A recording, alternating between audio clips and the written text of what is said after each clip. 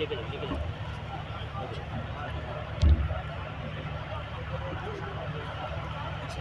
الحمد لله نحمده ونستعينه ونستغفره ونعوذ بالله من شرور أنفسنا ومن سيئات أعمالنا من يهده الله فلا مضل له ومن يضلل فلا هادي له وأشهد أن لا إله إلا الله وحده لا شريك له وأشهد أن محمدا عبده ورسوله يا أيها الذين آمنوا اتقوا الله حق تقاته ولا تموتن إلا وأنتم مسلمون يا أيها الناس اتقوا ربكم الذي خلقكم من نفس واحدة وخلق منها زوجها وبث منهما رجالا كثيرا ونساء واتقوا الله الذي تساءلون به والأرحام إن الله كان عليكم رقيبا يا أيها الذين آمنوا اتقوا الله وقولوا قولا سديدا يصلح لكم أعمالكم ويغفر لكم ذنوبكم ومن يطع الله ورسوله فقد فاز فوزا عظيما أما بعد فإن خير الحديث كتاب الله وخير الهدي هدي محمد صلى الله عليه وسلم وشر الأمور محدثاتها وكل محدثة بدعة وكل بدعة ضلالة الضلالة في النار أعوذ بالله من الشيطان الرجيم بسم الله الرحمن الرحيم وما خلقت الجن والإنس إلا ليعبدون حضرات علماء کرام، محترم بزرگوں، نوجوان بھائیوں، پیارے بچوں، پردہ نشین نوجوان، آج کی گفتگو کا موضوع ہے توحید۔ تو بلا کسی تمہید کے ڈائریکٹ موضوع کے اوپر آتے ہیں۔ توحید کسے کہتے ہیں؟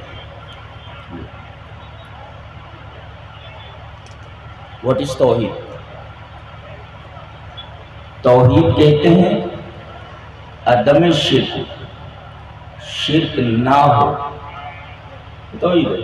دلیل یہ حدیث پاک وعن ابی الزبیر حدثنا جابر بن عبد الله رضي الله تعالى عنه قال سمعت رسول الله صلى الله عليه وسلم يقول من لقي الله لا يشرك به شيئا دخل الجنة ومن لقيه يشرك به دخل النار رواه مسلم في كتاب الإيمان۔ حضرت امام مسلم رحمہ اللہ اس حدیث کو ایسے ہی مسلم شریف کتاب الایمان میں لائے ہیں۔ حضرت جابر بن عبداللہ فرماتے ہیں کہ میں نے نبی کریم صلی اللہ علیہ وسلم کو یہ فرماتے سنا کہ جو اللہ سے ملاقات کرے اس حال میں کہ اس نے اللہ کے ساتھ شرک نہ کیا ہو تو وہ جنت میں داخل ہوگا۔ اور وَمَن لَقِيَهُ يُشْرِكُ بِهِ، اور جو اس سے ملاقات کرے اس حال میں کہ اس نے شرک کیا ہو یہ جاننے میں جائے گا۔ یہاں دیکھیں مَن لَقِيَ اللَّهَ لَا يُشْرِكُ بِهِ شَيْئًا کے مقابلے میں لایا گیا ہے مَن لَقِيَهُ يُشْرِكُ بِهِ شَيْئًا۔ اس کا مطلب یہ ہوا کہ توحید نام ہے عدم شرک کا۔ توحید وہ ہے جو شرک نہیں ہے، ثابت ہوا۔ کون سی ہستی، کون سی ذات ایسی ہے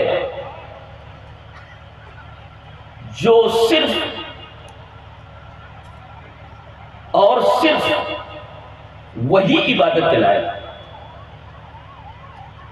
اسی کو یکتا مانا جائے اور جبین نیاز کے تمام سجدوں کو اسی کے لیے مخصوص کر دیا جائے؟ جانتے ہیں جس ہستی کے اندر دو چیزیں ہیں، ایک علم کامل اور دوسرے قدرت کاملہ، یہ دو چیزیں پائی جائیں تو وہی عبادت کے مستحق ہوگا، وہی عبادت کے مستحق ہوگا۔ اگر آپ نے سورہ لقمان پڑھا ہے، میں تو تفسیر کا طالب علم ہوں، جس نے سورہ لقمان پڑھا ہے وہ جانتا ہے کہ حضرت لقمان اپنے بیٹے کو نصیحت کرتے ہوئے یہ بولتے ہیں کہ میرے بچے شرک مت کرنا، شرک ظلم عظیم ہے۔ اچھا آگے چل کر کے وہ ایک بات بولتے ہیں جسے اللہ تبارک و تعالی نے نقل فرمایا ہے، وہ بات دیکھو، یا بنی انہا ان تک مثقال حبۃ من خردل فتکن فی صخرۃ او فی السماوات او فی الارض یاتی بها اللہ ان اللہ لطیف خبیر۔ خفاء الشیء ینقسم الی اقسام، چیز جو چھپ جاتی ہے جانتے ہیں اس کی کئی قسمیں ہوتی ہیں، یہ چیز دکھائی نہ دے۔ ایک تو من صغرہ، چیز بہت چھوٹی ہو دکھائی نہیں دیتی ہو، چیز بہت چھوٹی ہو اس وجہ سے انسان کی نگاہ اس چیز کو نہیں دیکھ پاتی، جیسے حبۃ من خردل، رائی کا دانہ، دیکھیں چیز چھپ گئی ہے من صغرہ، اپنے چھوٹے ہونے کی وجہ سے۔ دیکھیں ایک چیز چھوٹی ہو تو دکھائی نہیں دیتی، مخفی ہو جاتی، یا چیز من وراء حجاب پردے کے پیچھے ہو تو دکھائی نہیں دیتی۔ یہ چیز ہے، یہ دس از مائی ہینڈ کرچیف، یہ دیکھیں آپ، یہ دستی ہے میری اور اس کے درمیان یہ میرا ہاتھ آ گیا، یہ ہاتھ حجاب ہے، تو یہ ہینڈ کرچیف من وراء حجاب، اس وجہ سے آنکھوں کو یہ چیز دکھائی نہیں دیتی۔ فتکن فی صخرہ، چٹان میں ہو، چٹان کے اندر ہو۔ اب دیکھیں کوئی چیز چٹان کے اندر چلی گئی، ظاہر ہے کہ وہ من وراء حجاب ہے، پردہ آ گیا درمیان میں، جی پتھر کو توڑو تو وہ چیز دکھائی دے جائے گی۔ اس کا مطلب ہے کہ وہ چیز اس وجہ سے دکھائی نہیں دیتی کہ وہ چٹان کے اندر ہے، من وراء حجاب۔ تو ایک تو چیز بہت چھوٹی ہو تو دکھائی نہیں دیتی، اور ایک چیز من وراء حجاب ہو، پردے کے پیچھے ہو تو دکھائی نہیں دیتی، اور تیسرے کافی فاصلے پر ہو، او فی السماوات، آسمان کی پہنائیوں میں ہو تو دکھائی نہیں دیتی، کافی دور ہو، بلندی پر ہو اور کافی فاصلے پر ہو تو دکھائی نہیں دیتی، اور تیسرے او فی الارض، زمین کی تاریکیوں میں ہو تو چیز دکھائی نہیں دیتی ہے۔ یہی چار ہی قسمیں نہ دکھائی دینے کی، خفائے شے کی، شے کے مخفی ہونے کی یہی چار قسمیں ہو سکتی ہیں۔ چیز بہت چھوٹی ہو، من وراء حجاب ہو، آسمان کی پہنائیوں میں ہو، بلندی پر ہو، یا زمین کی تاریکیوں میں ہو۔ رب تعالی فرماتے ہیں کہیں بھی ہو یا تمہیں اللہ اس کو لے آئے۔ دیکھو چیز چھوٹی ہے دیکھ رہا ہے، پردے کے پیچھے دیکھ رہا ہے، آسمان کی پہنائیوں میں دیکھ رہا ہے، زمین کی تاریکیوں میں دیکھ رہا ہے، یہ اس کا علم کامل ہے، اور اس کو وہاں سے لے آنا یہ قدرت کاملہ ہے۔ تو یا بنی انہا ان تکو مثقال حبۃ من خردل فتکن فی صخرۃ او فی السماوات او فی الارض یاتی بها اللہ۔ تو یاتی بها اللہ یہ قدرت کاملہ ہے، باقی ساری چیزیں علم کامل سے متعلق۔ اس کو ایک اور آیت کریمہ سے مدلل کر لیتے ہیں۔ اللہ نے فرمایا وَمَا مِن دَابَّةٍ فِي الْأَرْضِ إِلَّا عَلَى اللَّهِ رِزْقُهَا، زمین میں جتنی چلنے والی چیزیں ہیں ان سب کی روزی اللہ کے اوپر ہے، اللہ کے ذمے ہے۔ اچھا ایک کیڑا رات کی تاریکیوں میں کسی کالے پتھر کی چٹان کے اوپر چل رہا ہے، اللہ اس تک غذا پہنچا دیتا، اس کا رزق پہنچا دیتا، اس لیے کہ اس تک رزق پہنچانا اس کی ذمہ ہے، علی اللہ رزق ذمہ ہے۔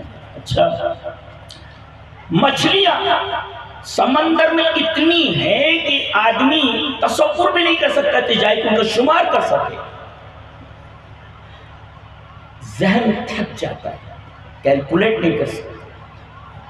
اللہ فرماتا ہے کہ سب کی روزی ہمارے ذمہ ہے۔ اب دیکھو روزی ان تک پہنچانا ہے، پہنچانے سے پہلے علم ہونا ضروری ہے کہ کوئی چیز کہاں ہے، کبھی نہ پہنچا سکتے۔ اب ایک کوریئر والا آتا ہے سامان لے کر کے تو پوچھتا ہے ایڈریس کہاں ہے، وہ آدمی رہتا کدھر ہے، تو پہلے اس آدمی کو جانو کہ رہتا کہاں ہے۔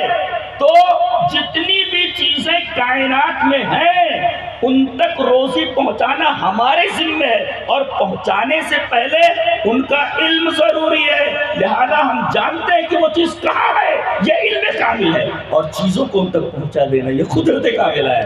تو جو ذات علم کامل رکھے اور جو ذات قدرت کاملہ رکھے وہی عبادت کے مستحق ہو سکتی ہے، وہی عبادت کے لائق ہو سکتی ہے، اس کے علاوہ کوئی ذات قابل عبادت نہیں ہو سکتی۔ یہ ثابت ہوا۔ تو ہمارا رب علم کامل رکھتا ہے، کمپلیٹ علم اور کمپلیٹ پاور، علم کامل اور قدرت کامل۔ تو ثابت ہوا کہ اس کے علاوہ کسی کے پاس علم کامل ہے ہی نہیں، اس کے علاوہ کسی کے پاس قدرت کاملہ ہے ہی نہیں، لہذا اللہ کے علاوہ کوئی عبادت کے لائق کیسے ہو سکتا؟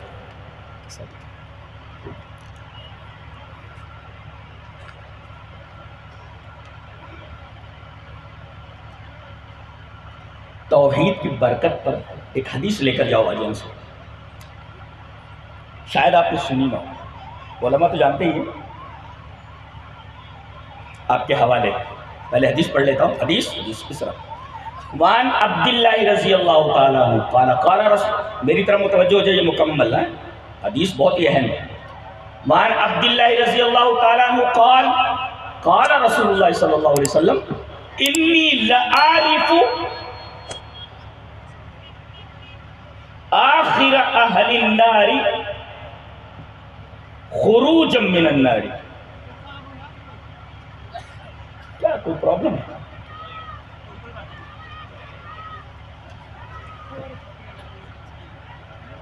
ان عبداللہ رضی اللہ تعالیٰ عنہ قال قال رسول اللہ صلی اللہ علیہ وسلم انی لعارف آخر اہل النار خروجا من النار رجل یخرج منها زحفا فیقال له انطلق فادخل الجنة قال فيذهب فيدخل الجنة فيجد الناس قد أخذوا المنازل فيقال له أتعرفون الزمان الذي كنت فيه فيقول نعم فيقال له تمنى فيتمنى فيقال له لك ما تمنيت وعشرة أضعاف الدنيا قال فيقول أتسخر بي وأنت الملك قال فلقد رأيت رسول الله صلى الله عليه وسلم ضحك حتى بدت نواجزه رواہ مسلم فی کتاب الایمان۔ حضرت امام مسلم رحمہ اللہ اس حدیث کو ایسے ہی ایک صفحے کی پوری روایت ہے، وہ پوری امانت کے ساتھ آپ تک پہنچا دی گئی ہے، جسے امام مسلم رحمہ اللہ کتاب الایمان کے اندر ہے، بڑی پیاری روایت ہے۔ ایکسپلین کرتا ہوں۔ حضرت عبداللہ ابن مسعود، جب خالی عبداللہ بولا جائے تو اس سے عبداللہ ابن مسعود مراد ہوتے ہیں، تو حضرت عبداللہ ابن مسعود فرماتے ہیں کہ رسول اللہ صلی اللہ علیہ وسلم فرمایا میں جانتا ہوں، انی لعارف، میں جانتا نہیں پہچانتا ہوں۔ جاننے میں اور پہچاننے میں فرق ہوتا ہے۔ معرفت جانتے کس کو بولتے ہیں؟ معرفت 50 آدمی اس میں آپ کا لڑکا ہو،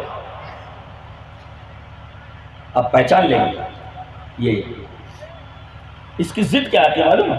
عرفہ کی ضد نکر آتی ہے، نکر فعرفہم وہم لہو منکرون۔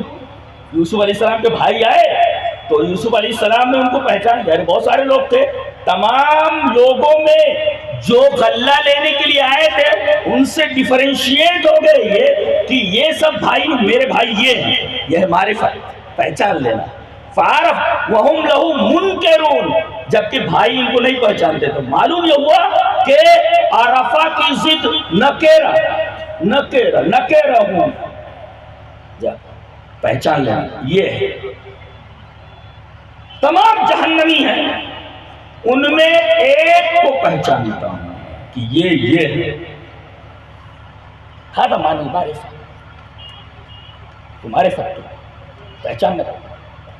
میں جانتا ہوں اس آدمی کو جو سب سے آخر میں جہنم سے نکلے گا،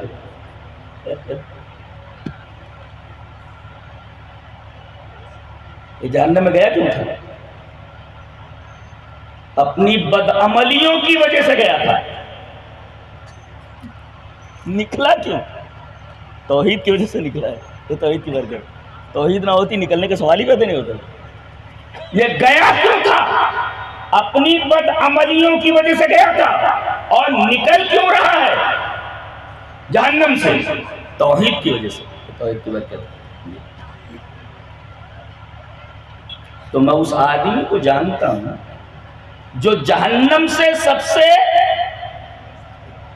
آخر میں نکلے گا. اچھا کیسے نکلے گا وہ؟ رجل یخرج من الزحف، جیسے بچے ہوتے ہیں نا وہ پیٹ کے بل ایسے گھسٹتے ہوئے چلتے ہیں لائک دس. وہ پیٹ کے بل گھسٹتے ہوئے جہنم سے نکلے گا ایسے پیٹ کے بل. فیقال لہ، اس سے کہا جائے گا انطلق فادخل الجنہ، جا انطلق، جا جنت میں داخل ہوئے. قال، راوی کہتے ہیں فجائے گا فیدخل الجنہ، جنت میں داخل ہو جائے گا. گیا جب جنت میں پہنچا، حدیث کے الفاظ ہیں فیجد الناس، آرام سے بیٹھے، آرام سے حدیث سنیے. فیجد الناس قد اخذوا المنازل، وہ جب جنت میں پہنچے گا تو دیکھے گا جنت پوری کی پوری بھری ہوئی، جگہ ہے ہی نہیں.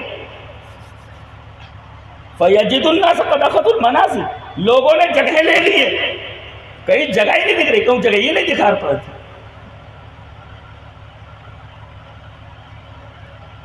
کہہ رہا کہاں جاؤں، جگہ ہی نہیں ہے، پوری جنت بھری ہوئی. کہا جائے گا اس سے تم جتنے عرصہ جہنم میں رہے ہو، معلوم ہے نا التعریف الزمان الذی کنت فیہ، وہ ٹائم، جتنے ٹائم تم جہنم میں رہے ہو معلوم ہے، جانتے ہو. التعریف، وہاں بھی تو التعریف یہ پہچانتے ہو، وہ لمحات پہچانتے ہو، یہ لمحہ یہ پہچانتے ہو. ارے جہنم کی ہوا لگ جائے آدمی کو تو نہیں بھولے گا وہ. یہاں تو وہ برسوں کیا پتہ نہیں کب تک وہ جہنم میں جلتا رہا ہے. کہتا جانتا ہوں. فیقال لہ، اس سے کہا جائے گا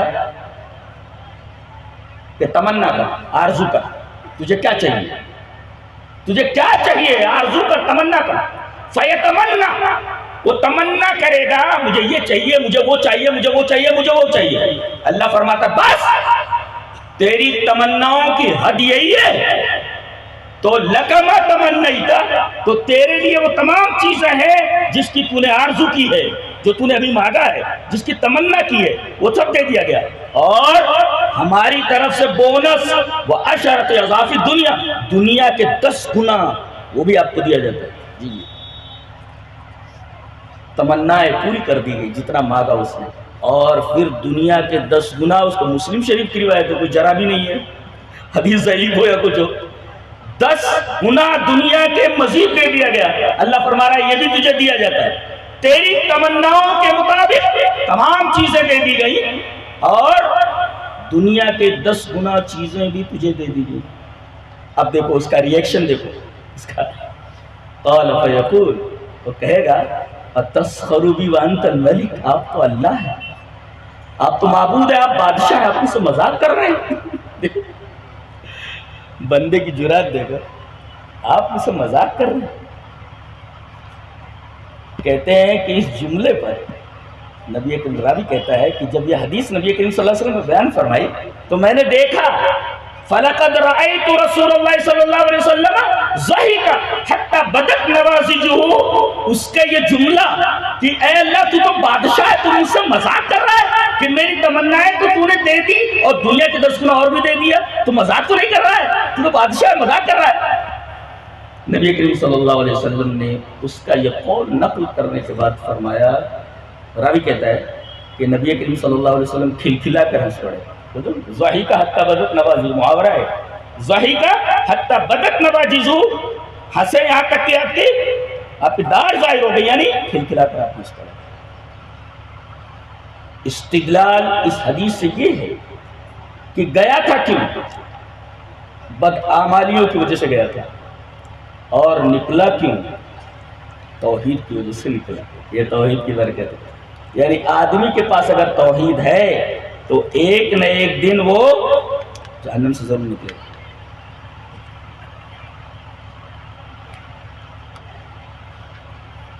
توحید کی برکت پر یہ روایت بھی دیکھیں، حدیث اس طرح مان ابی ذر رضی اللہ تعالیٰ عنہ قال قال رسول اللہ صلی اللہ علیہ وسلم یقول اللہ تعالی یا ابن آدم لو عملت قراب الارض خطایا ولم تشرک بی شیئا جعلت لك قراب الارض مغفرتا، رواہ احمد فی مسندی۔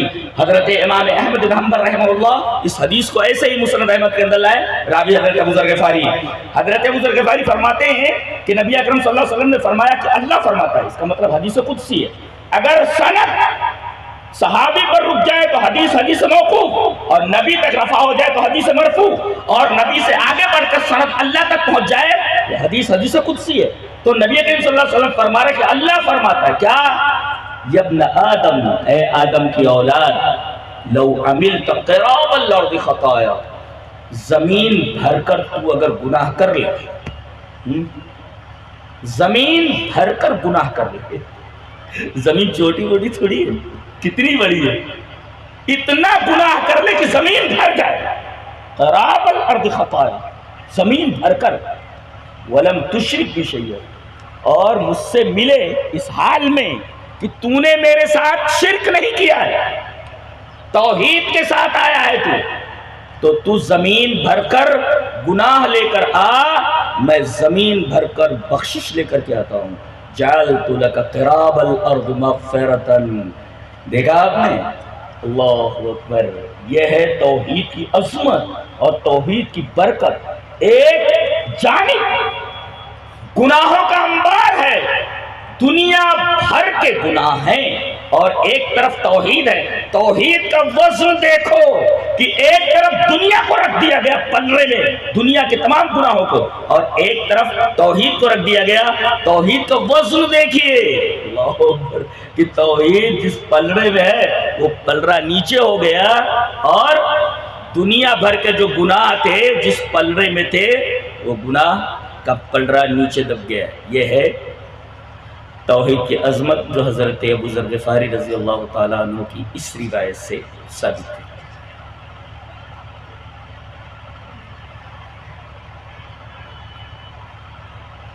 انسان کو جو پیدا کیا گیا ہے جانتے ہیں کس لیے؟ توحید ہی کے لیے پیدا کیا ہے جی۔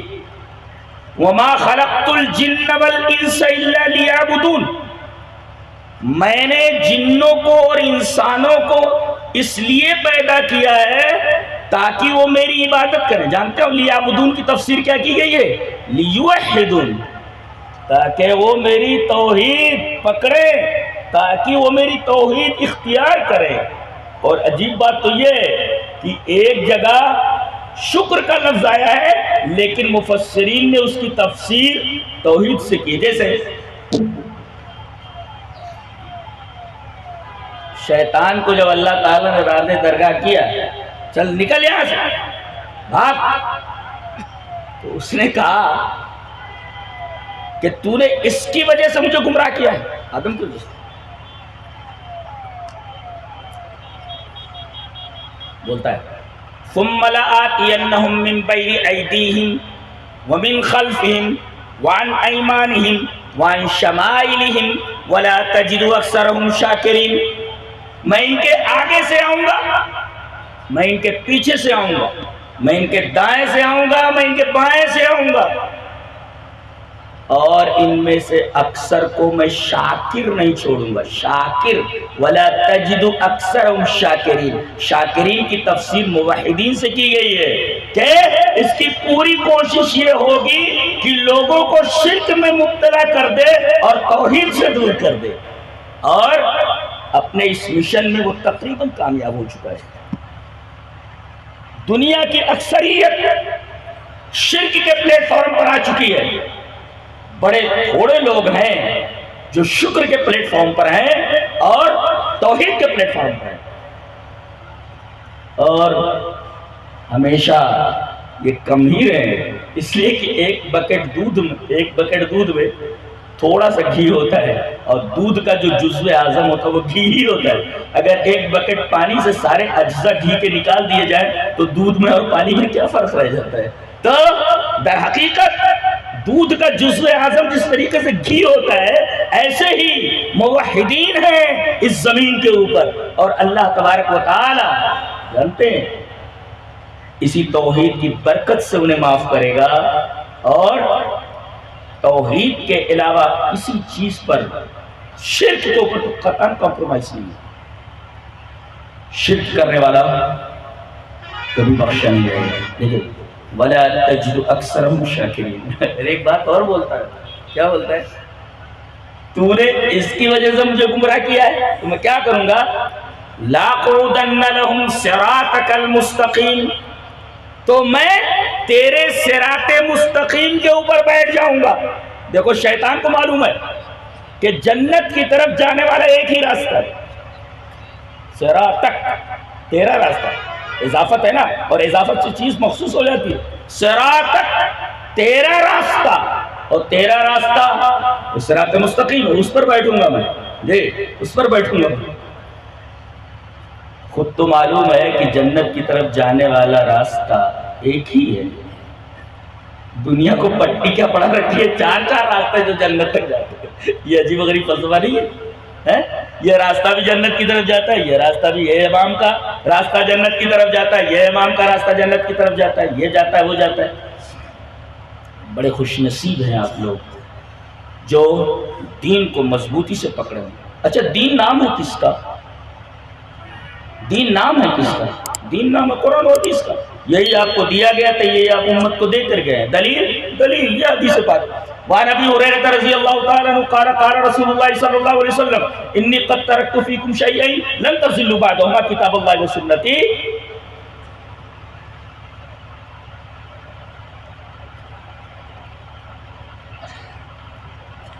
حضرت ابو ہریرہ فرماتے ہیں کہ نبی کریم صلی اللہ علیہ وسلم نے فرمایا کہ میں نے تمہارے درمیان دو چیزیں چھوڑ دی ہیں، ان کو مضبوطی سے پکڑے رہو گے کبھی گمراہ نہیں ہوگے. اللہ کی کتاب اور میری سنت. اور یہ دونوں ایک وَلَن يَتَفَرَّقَا، آخری ٹکڑا حدیث کا، وَلَن يَتَفَرَّقَا حَتَّى يَرِدَ عَلَيَّ الْحَوْضُ. رواہ الحاکم فی المستدرک فی کتاب العلم. حضرت امام حاکم رحمہ اللہ اس حدیث کو ایسے ہی مستدرک کتاب العلم کے اندر لائے. یہ دونوں ایک دوسرے سے جدا نہیں ہو سکتے. جی قرآن اور حدیث، انہی کا نام دین ہے. دین. اور ایک عجیب بات بتاؤں، امام ابن قیم رحمہ اللہ نے بہت اچھی خوشخبری دی ہے ہم لوگوں کو. چلیے مختصر الصواعق المرسلہ کے اندر ان کی جو عبارت ہے وہ ہم پیش کر دیتے ہیں. کہتے ہیں کل احد یعلم ان اصحاب الحدیث اصدق الطوائف کما قال عبد اللہ بن المبارک وجدت الدین لأہل الحدیث والکلام للمعتزلة والکذب للرافضة والحیل لأصحاب الرائے. اللہ اکبر، کتنی اچھی بات کہی ہے. حضرت امام ابن قیم رحمہ اللہ ابن تیمیہ کے شاگرد ہیں، بہت بڑے عالم ہیں. فرماتے ہیں کہ اصحاب الحدیث، اہل الحدیث، یہ تمام فرقوں میں سب سے سچا فرقہ ہے. اصدق الطوائف، سب سے سچا فرقہ ہے. اور پھر کہتے ہیں جیسا کہ عبداللہ ابن مبارک نے کہا، کیا وجدت الدین لأہل الحدیث، میں نے دین کو اہل الحدیث کے پاس پایا. دین کہاں ہے؟ اہل حدیث کے پاس. یہ اتنا بڑا امام بول رہا ہے، معمولی آدمی تھوڑی ہے. وجدت الدین لأہل الحدیث، دین کہاں میں نے پایا؟ اہل الحدیث کے پاس پایا. اور منہ شکافیاں، قیل قال، ایسا ویسا، یہ کو پٹک، یہ اٹھا، یہ کرے، یہ سب قیل و قال، یہ سب فلسفیانہ منہ شکافیاں میں نے معتزلہ کے پاس پائی. اور والکذب للرافضہ، اور سب سے بڑا جھوٹا اگر کوئی ہے اس روئے زمین پر تو رافضی. پوری فلسطین کی ایسی تیسی کر کے رکھ دیا ہے، اور کہتے ہیں کہ 11 بہنوں کا یہ اکیلا بھائی ہے۔ ان نالائقوں کو اب تک سمجھ میں نہیں آتا یہ ہے کون یہ ہے؟ فلسطین کو جب حضرت عمر نے فتح کیا ہے تو حضرت عمر کے تو دشمن ہیں، دشمن نہیں ہے، سنیوں کے دشمن نہیں ہے، یہ جو کچھ بولتے ہیں جھوٹی بولتے ہیں۔ والکذب، روئے زمین کے اوپر ان سے زیادہ جھوٹا کوئی ہے ہی نہیں۔ والکذب للرافضہ، پوری دنیا سے یہ جھوٹ بولتے ہیں کسی بھی طریقے سے، تقیہ کی شکل میں ہو یا کسی اور شکل میں ہو، سب سے بڑے جھوٹے روئے زمین کے اوپر بدترین مخلوق یہی ہے۔ والکذب للرافضہ، جھوٹ میں نے رافضیوں کے پاس پایا ہے۔ والحیل لاصحاب الرائے، اور اصحاب الرائے کے پاس جو قیاس لڑاتے ہیں ان کے پاس میں نے ہیلے بہت دیکھے، ہیلے ان کے پاس ہیں، ہیلے ان کے پاس۔ چلیے اس بات کو المدخل للسنن الکبری بیہقی کی جو المدخل الی السنن الکبری ہے اس کے اندر ایک روایت ہے حضرت عمر بن الخطاب سے، چلیے پڑھ لیتے ہیں اس کو تاکہ یہ بات مدلل ہو جائے۔ وعن عمر بن الخطاب رضی اللہ تعالیٰ عنہ قال ایاکم واصحاب الرائے فإنهم آداء السنن آیتهم احادیث ان يحفظوها فقالوا بالرائے فضلوا واضلوا۔ یہ مدخل للسنن الکبری بیہقی کے اندر یہ ہے۔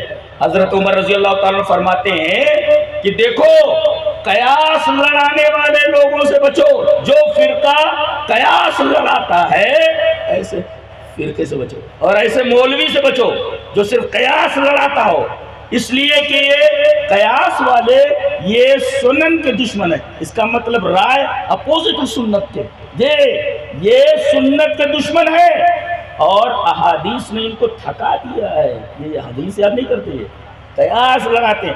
آیتہم الاحادیث ان یحفظوها، حدیث حفظ نہیں کر سکتے، حدیث یاد نہیں کر پاتے، اگرم بگرم کچھ بھی بولتے چلے جاتے، تو احادیث حفظ نہیں کر سکتے، ان کو تھکا دیا ہے۔ تو اب احادیث یاد نہیں ہوتی تو کیا کرتے ہیں؟ فقالوا بالرائے، تو رائے لڑانے لگتے ہیں، رائے سے بات کرنے لگتے ہیں۔ فضلوا واضلوا، ظاہر ہے کہ اب رائے سے بات کہی جا رہی ہے تو خود گمراہ ہوں گے اور دوسروں کو گمراہ کریں گے۔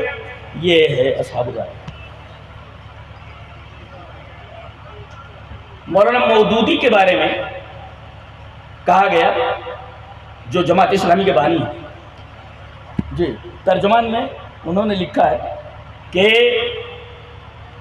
میری کوشش یہ، الفاظ دیکھیں مودودی صاحب، میری غور سے، میری ضرور یہ کوشش ہے کہ میں جب قرآن کو پڑھوں تو جو مفہوم میرے سمجھ میں آئے، میری سمجھ میں آئے اور میرے قلب کے اوپر اثر ڈالے، میں جو کا توں وہ مفہوم لکھ دوں۔ یہ کیا ہے بھئی؟ آپ کے ذہن میں قرآن حکیم کی آیت کی جو تفسیر آ رہی ہے وہ آپ لکھ رہے ہیں، آپ کے دل پر جو اثر کر رہی ہے وہ آپ لکھ رہے ہیں۔ یہ کون سی تفسیر ہے؟ یہ فقالوا بالرائے فضلوا واضلوا، تفسیر جو ہے رائے سے کرنا، جو دل میں آئے، جو مفہوم ان کے ذہن نے سمجھا، ظاہر ہے۔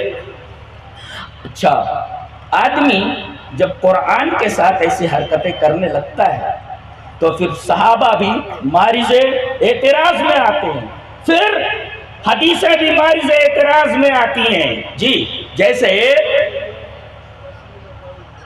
کہا گیا،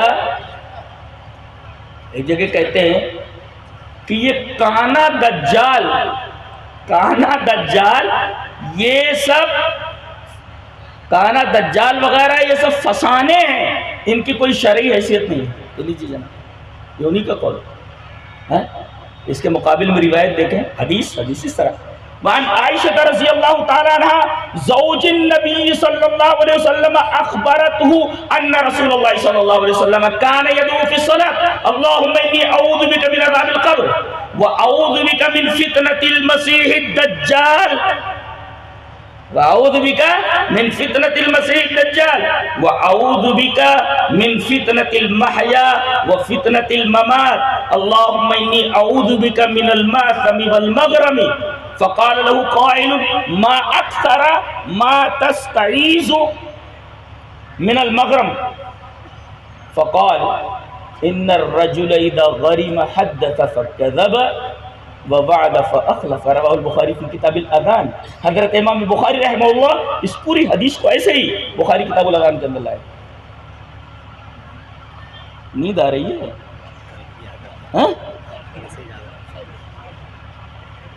ڈما لے رہے نا.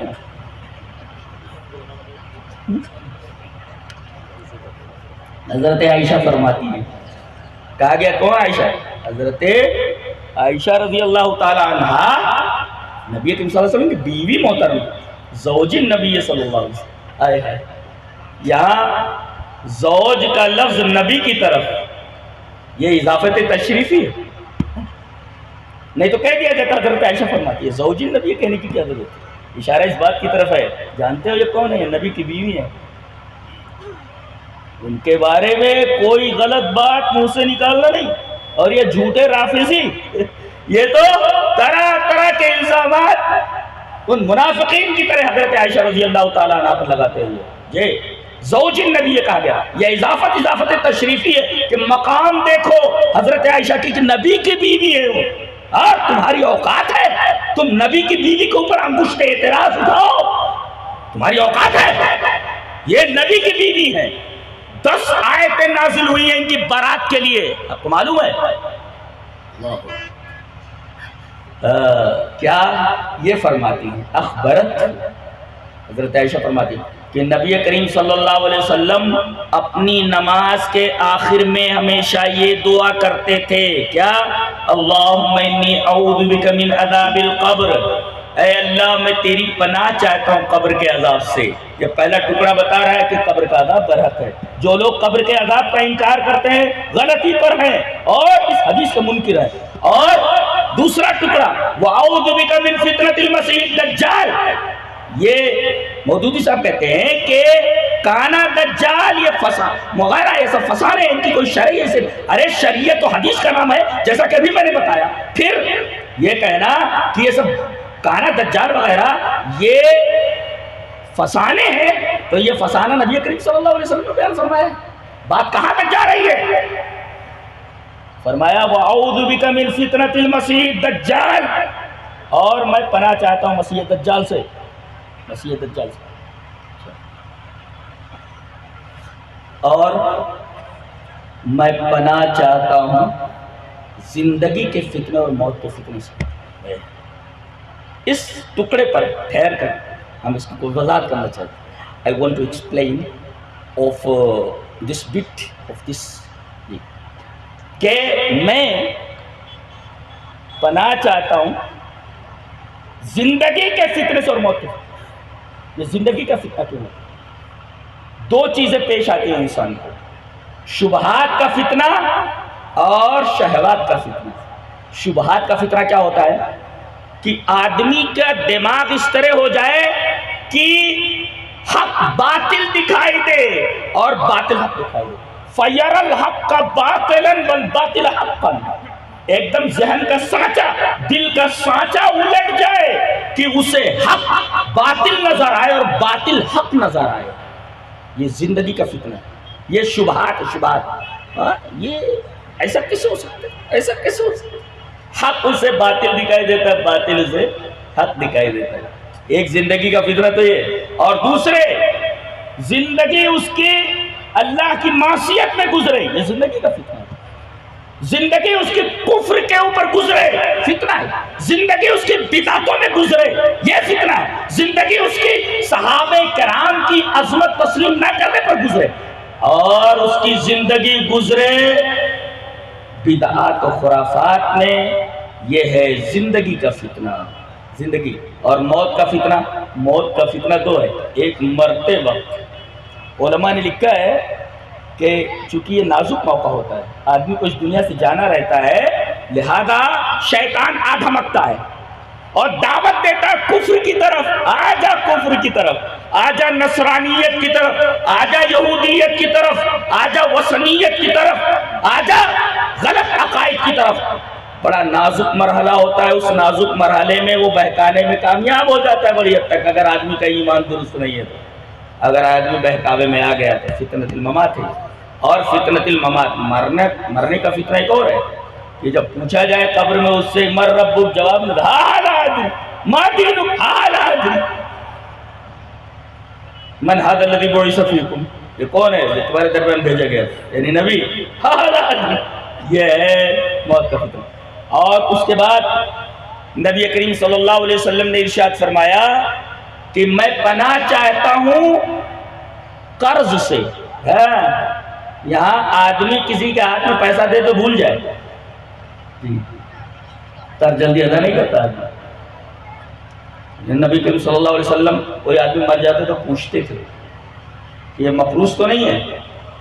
اگر پتہ چلتا کہ یہ قرض دار ہے اس کی نماز جنازہ نہیں پڑھتے. آپ فرماتے جاؤ تم لوگ پڑھ لو، میں نہیں پڑھتا. جی، تو میں پناہ چاہتا ہوں قرض سے اور گناہ سے. ایک کہنے والے نے کہا فقال له قائل ما اکثر ما تستعیذ من المغرم، آپ قرض سے بہت زیادہ پناہ چاہتے ہیں اللہ کی، کیا بات ہے؟ یہ وجہ کیا ہے؟ نبی کریم صلی اللہ علیہ وسلم فرمایا ان الرجل اذا غریم، آدمی جب قرضدار ہوتا ہے فحدث فکذب، جب بولتا ہے تو جھوٹ بولتا ہے، وہ وعدہ فاخلف، وعدہ کرتا ہے تو اس کے خلاف ورزی کرتا ہے. یہ قرض بہت خطر، ارے دے دوں گا، کل آنا کل دے دوں گا، چپل گھسوا دیتا ہے نہیں دیتا تو وہ وعدہ فاخلف. اس وجہ سے آپ صلی اللہ علیہ وسلم قرض سے اللہ کی بہت زیادہ پناہ چاہتے تھے. تو ایک چیز تو یہ. اچھا، ایک جگہ حضرت لکھتے ہیں مدیر صاحب کہ رسول خدا کے سوا کوئی معیار حق نہیں اور رسول خدا کے علاوہ کوئی تنقید سے بالا کر نہیں. راستہ کھل گیا. صحابہ کرام کو پر تنقید کرو. جی، صحابہ کرام معیار حق نہیں ہے. قرآن بولتا ہے فَإِنْ آمَنُوا بِمِثْلِ مَا آمَنْتُمْ بِهِ فَقَدِ اهْتَدَوْا، اگر اس طرح یہ ایمان لائے جس طرح میرے رسول کے صحابہ ایمان لائے تو یہ ہدایت کیا. گویا رسول اللہ صلی اللہ علیہ وسلم کے صحابہ یہ معیار حق ہیں اور یہ حضرت کہتے ہیں کہ معیار حق نہیں ہے اور ان کے اوپر تنقید نہیں کر سکتے. نبی نے منع فرمایا کہ میرے صحابہ کو برا بلا مت. تو یہ کہتے ہیں تنقید سے بالا تر نہیں ہے، چلو تنقید کرو. تنقید کیوں انہوں نے؟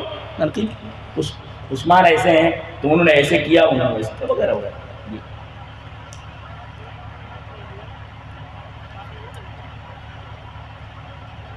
میں نے بتایا تھا کہ فتنے دو طریقے کے تو شبہات کے، حق باطل، باطل حق. ایک شہوات کے، آدمی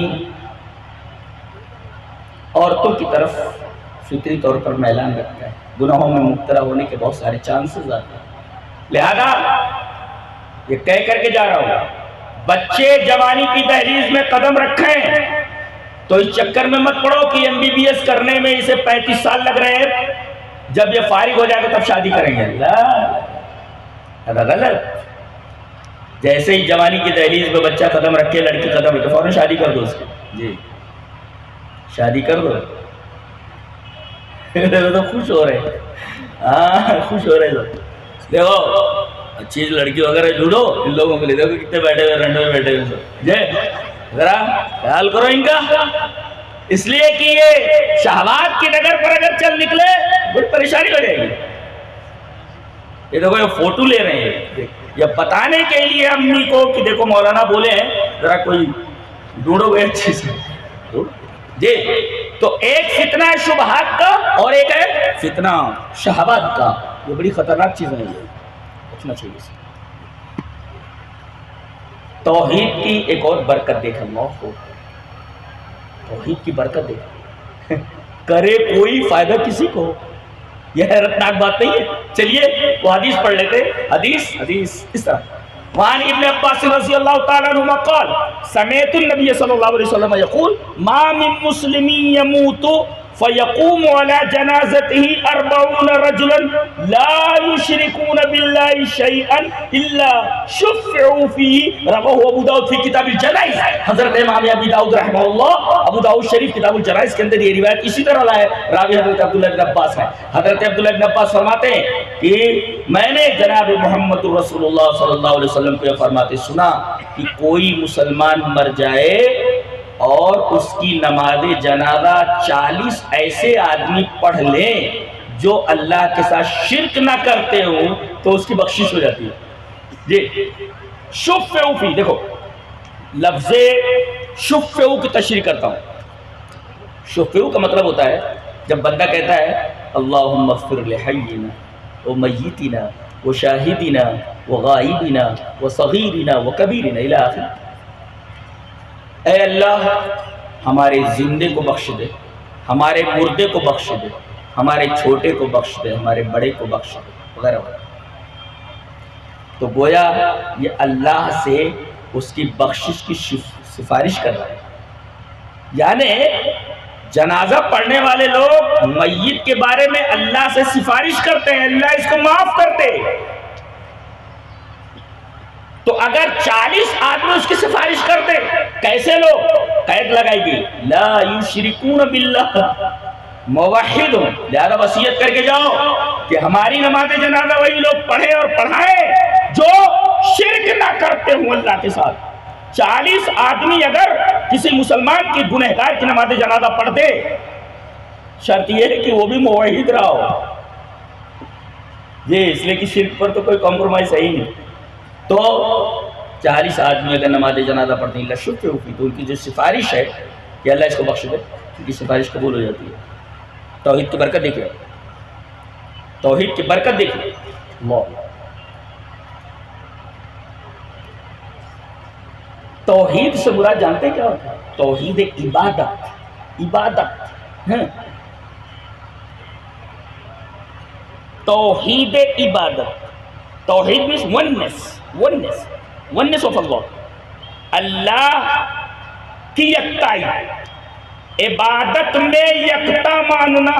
جی مودی صاحب نے یہاں بھی گڑبڑی کر دی، کیا عبادت کا مطلب لیا ہے انہوں نے کہ عبادت جو ہے یہ مقصود نہیں ہے، عبادت کا مقصود ہے اقامت الدولت الاسلامیہ، جی اسلامی حکومت قائم کرنا، یہ مقصد ہے۔ اچھا چلیے اس بات کا رد کرتے ہیں ایک حدیث سے، ابھی رک جائیے سیدھے اس کو جو ہم نے پڑھا ہے وہ حدیث دیکھتے ہیں۔ حدیث اس طرح، وعن ابی سعید الخدری رضی اللہ تعالیٰ عنہ ان رجلا اتى النبي صلی اللہ علیہ وسلم فقال ای الناس افضل، ای الناس افضل، قال، ایک آدمی آتا ہے نبی کریم صلی اللہ علیہ وسلم کے پاس، آتا نبی صلی اللہ علیہ وسلم اور پوچھتا ہے ای الناس افضل، سب سے افضل آدمی کون؟ آپ فرماتے ہیں یہ فلاں چیز۔ قال ثم من، پھر اس کے بعد کون؟ پھر اس کے بعد کون؟ نبی کریم صلی اللہ علیہ وسلم فرمایا ثم فی شعب من الشعاب یعبد اللہ عز وجل ویدع الناس من شرہ، رواہ ابن ماجہ فی کتاب الفتن۔ حضرت امام ابن ماجہ رحمہ اللہ اس حدیث کو ایسے کتاب الفتن کے اندر لائے کہ ایک آدمی آتا ہے اور نبی کریم صلی اللہ علیہ وسلم سے پوچھتا ہے کہ لوگوں میں افضل کون؟ آپ نے بتایا افضل ہی۔ پھر کہتا، پھر کہا کہ وہ آدمی، یہ دیکھیے یہ آخر ٹکڑا، وہ آدمی جو کسی گھاٹی میں چلا جائے، پہاڑ کے گھاٹی میں چلا جائے، تنے تنا گھاٹی میں چلا جائے، شیب من الشعب، گھاٹی میں چلا جائے، پہاڑ کے دامن میں کہیں چلا جائے، وَيَعْبُدُ اللَّهَ عَزَّ وَجَلَّ، اور گھاٹی میں اکیلے اللہ کی عبادت کرے، وَيَدْعُ النَّاسَ مِن شَرِّهِ، اور لوگوں کو شر کی وجہ سے چھوڑ دے۔ یہ جو آدمی اکیلے گھاٹی ہے یہ کون سی حکومت قائم کر رہا ہے؟ اللہ، اس کا مطلب عبادت کا یہ مفہوم نہیں جو حضرت بتا رہے ہیں، یہ اس حدیث کے خلاف ہے، اس لیے کہ طرح طرح حکومت تھوڑی قائم ہوتی ہے۔ یعبد اللہ عز وجل، گھاٹی میں چلا جائے اور وہاں اللہ کی عبادت کرے۔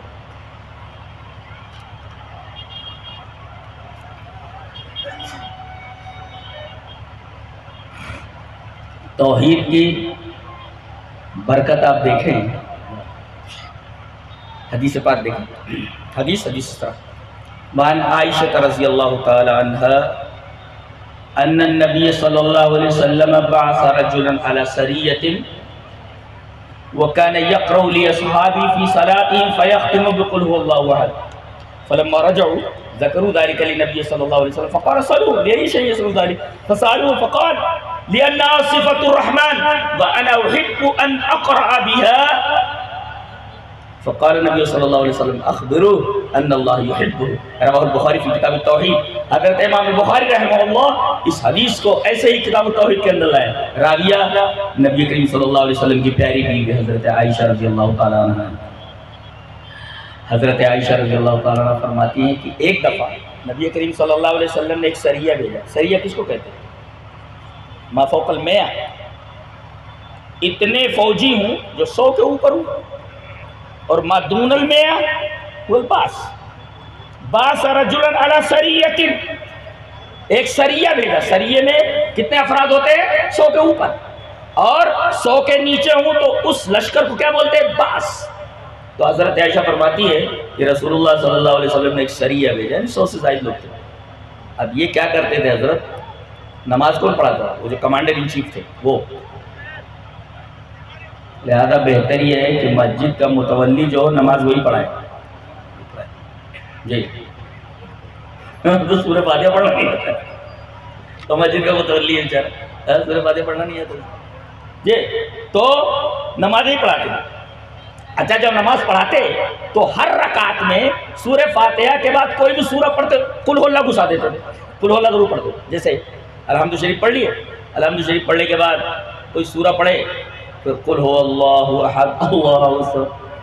پیچھے جتنے فوجی تھے انہوں نے تو اس وقت کچھ نہیں کہا، واپس لوٹے تو جا کر نبی کریم صلی اللہ علیہ وسلم کے پاس پوچھا۔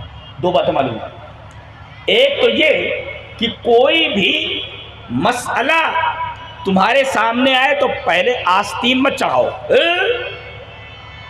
کوئی آ کر بولے ارے تمہارے بارے میں یہ کہا، دیکھ لیتا ہوں میں اس کو خود۔ ارے بھائی دیکھنے سے پہلے تفتیش حال تو کر لے، اس نے کیا کہا ہے۔ دیکھو ان لوگوں نے ایک بات دیکھی کہ وہ ہر رکعت میں قل ہو اللہ پڑھتے ہیں، وہاں اختلاف نہیں کیا انہوں نے جی۔ آ کر کے انہوں نے نبی کریم صلی اللہ علیہ وسلم سے پوچھا۔ 2 باتیں معلوم ہیں، ایک بات تو یہ کہ بات کوئی کان تک آئے تو فوراً ایکشن مت لو، بات کی تحقیق کر لیا کرو۔ میں کہتا ہوں حدیث کے اس ٹکڑے پر اگر معاشرے میں کوئی عمل کر لے تو معاشرے کے اندر سے بہت ساری لڑائیاں ختم ہو جائیں، جھگڑے ختم ہو جائیں۔ کوئی آ کر کے کان میں پھونک دیتا دیکھ لیتا ہوں دیکھ لیتا ہوں، یہ بھائی تفتیش حال تو کر لے۔ انہوں نے آ کر کے نبی کریم صلی اللہ علیہ وسلم سے کہا کہ اللہ کے رسول یہ ہر رکعت میں قل ہو اللہ پڑھتے ہیں۔ اچھا دوسری بات یہ معلوم ہے کہ جب بھی کوئی دینی مسئلہ ہو تو اس کا حل صرف اور صرف قرآن اور حدیث کے پاس ہے۔ دیکھیں انہوں نے کسی سے پوچھا نہیں، ڈائریکٹ رسول سے پوچھا۔ لہذا کوئی بھی مسئلہ اگر سامنے آئے شریعت کا تو دیکھا جائے کہ قرآن کیا کہتا ہے، دیکھا جائے حدیث کیا کہتی ہے۔ یہ ڈائریکٹ نبی کے پاس پہنچے کہ نبی اس مسئلے کا حل بیان فرمائیں گے۔ نبی نے کہا انہی سے جا کر پوچھو ویسا کیوں کرتے، سلو یہی شیء یسر ذالک، ویسا کیوں کرتے ہر رکعت میں سورہ فاتحہ سورہ اخلاص۔ تو انہوں نے آ کر کے پوچھا حضرت وہ جو آپ ہر رکعت میں سورہ اخلاص پڑھتے تھے، ہم لوگوں نے تو اس وقت کچھ کہا نہیں، ہم نبی کے پاس گئے اور یہ بات نبی کے سامنے رکھی، نبی نے یہ کہا کہ آپ سے پوچھا جائے کہ آپ ایسا کیوں کرتے۔ جانتے ہیں انہوں نے کیا کہا؟ لِأَنَّهَا صِفَةُ الرَّحْمَانِ، کیونکہ یہ سورہ اخلاص قل هو اللہ احد یہ رحمان کی صفت ہے، وَأَنَا أُحِبُّ أَنْ أَقْرَأَ بِهَا، میں اللہ کی صفت سے پیار کرتا ہوں، محبت کرتا ہوں، اس وجہ سے پڑھ رہا ہوں۔ آ کر کے بتایا کہ اللہ کے رسول تو کہہ رہے کہ ہمیں سورہ اخلاص سے پیار ہے، اس لیے کہ وہ رحمان کی صفت ہے، توحید کا بیان ہے۔ نبی کریم صلی اللہ علیہ وسلم نے فرمایا ان سے جا کر بول دو کہ اللہ بھی ان سے محبت کرتا ہے، اخبرو ان اللہ یحبہ۔ دیکھیے آپ توحید کا بیان سورہ اخلاص میں ہے، انہیں سورہ اخلاص سے محبت ہے، تو توحید سے محبت ہے. نبی نے فرمایا جا کر ان سے کہہ دو کہ اگر وہ توحید کی سورہ اخلاص سے محبت کرتے تو خبر دے دو ان کو کہ اللہ بھی ان سے محبت کرتا ہے. سورہ اخلاص سے محبت، توحید سے محبت، اللہ سے محبت کی مرادی.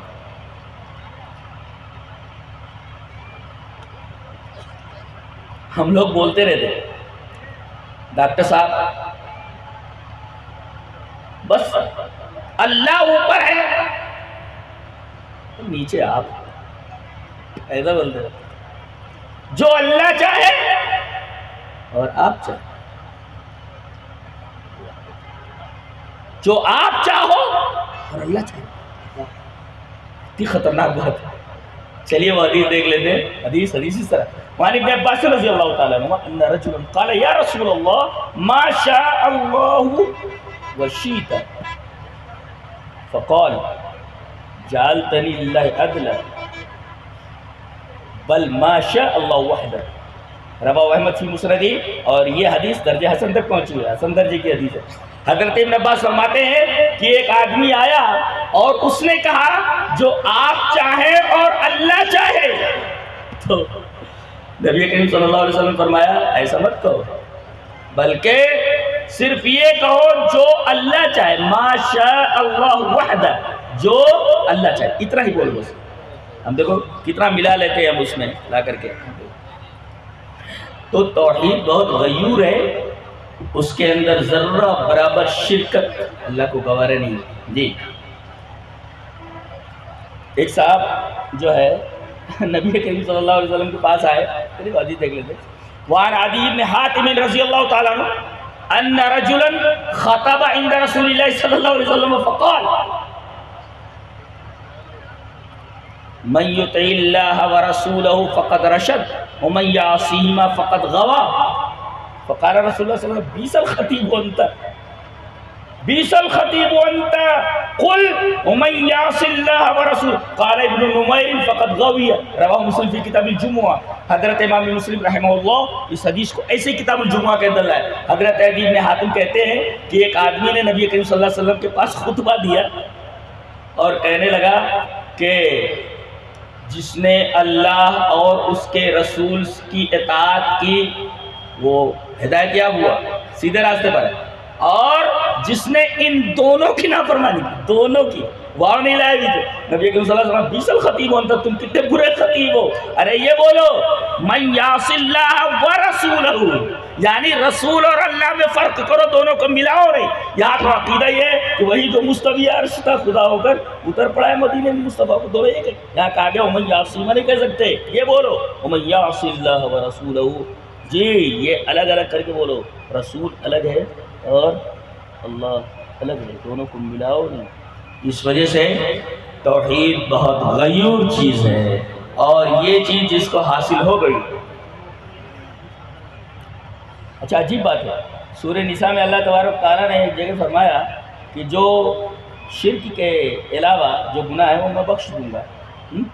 اور آیت وہی، لیکن آخر میں دو ٹکڑے الگ الگ ہیں. پہلا ٹکڑا بالکل ایک جیسا ہے، لیکن دوسرا ٹکڑا بدل گیا ہے. کہا گیا ان اللہ لا یغفر ان یشرک بہ ویغفر ما دون ذلک لمن یشاء ومن یشرک باللہ فقد افتری اثما عظیما. اور آگے چل کر کہا گیا ان اللہ لا یغفر ان یشرک بہ ویغفر ما دون ذلک لمن یشاء ومن یشرک باللہ فقد ضل ضلالا بعیدا. دیکھیں پہلا ٹکڑا وہی ہے، دوسرا ٹکڑا بدل گیا ہے، اور ایک ہی سورہ کے اندر ہے، سورہ نساء میں. تو افترا اسم عظیمہ کا کیا مطلب؟ افترا اسم عظیمہ کا مطلب یہ ہے کہ آدمی اپنی زبان سے یہ کہے کہ اللہ کا کوئی شریک ہے، یہ ہے افترا، جھوٹ باندھنا. دنیا کا سب سے بڑا جھوٹ ہے کہ اللہ تبارک و تعالیٰ کا شریک ہے کوئی، اور اس بات کو اپنی زندگی میں نافذ کر لے، تطبیق دے دے، تو یہ ضلالت ہے. لہذا آدمی کو اپنی زبان سے بھی نہیں کہنا چاہیے اللہ کا شریک ہے، نہ اسے اپنی زندگی میں لانا چاہیے، تطبیق بھی نہیں دینی چاہیے. اس وجہ سے دونوں کی نفی کر دی گئی. ان اللہ لا یغفر ان یشرک بہ ویغفر ما دون ذلک لمن یشاء ومن یشرک باللہ فقد افتری اثما عظیما. دوسری جگہ فرمایا گیا ان اللہ لا یغفر ان یشرک بہ ویغفر ما دون ذلک لمن یشاء ومن یشرک باللہ فقد ضل ضلالا بعیدا. اللہ ہمیں نیک عمل اور اچھی سمجھ توفیق عطا فرمائے. وآخر دعوانا الحمدللہ رب العالمین. بہت بہت شکریہ ہمارے شیخ محترم توفیق